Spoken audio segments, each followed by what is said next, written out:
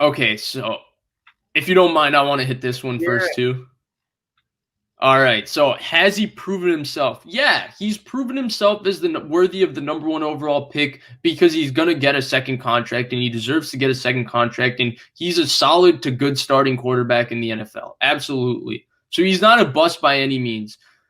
I mean, but then when you look at that draft, has he proven himself to be in the first overall pick from this standpoint that if you drafted that draft tomorrow, he would go first? No, he would be the third quarterback off the board. Josh Allen would go first and Lamar would go second and he would go third.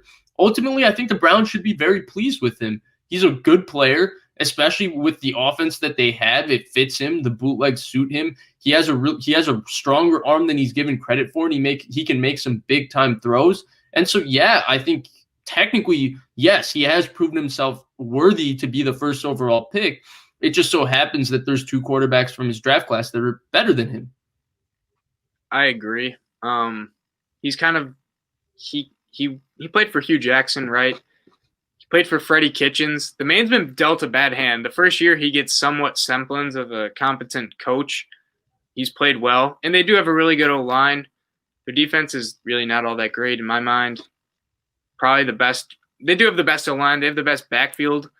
Not that Chubb's the best running back, but Chubb and Hunt is the best duo.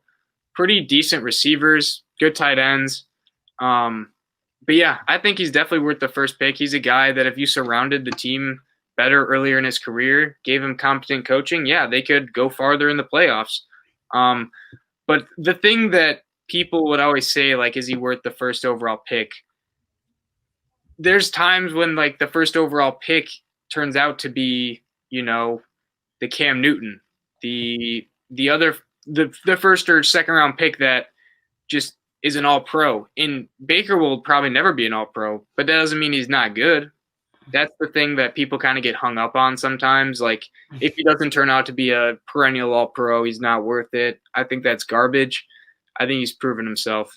Yeah, just because he's not the best player from his class doesn't mean at the time he's been the right pick for them at the time. Yeah, sure, why not? Like, yeah, Josh Allen would have been better now, but like they picked Baker, and it's not like he isn't working out for them. He is working out for them.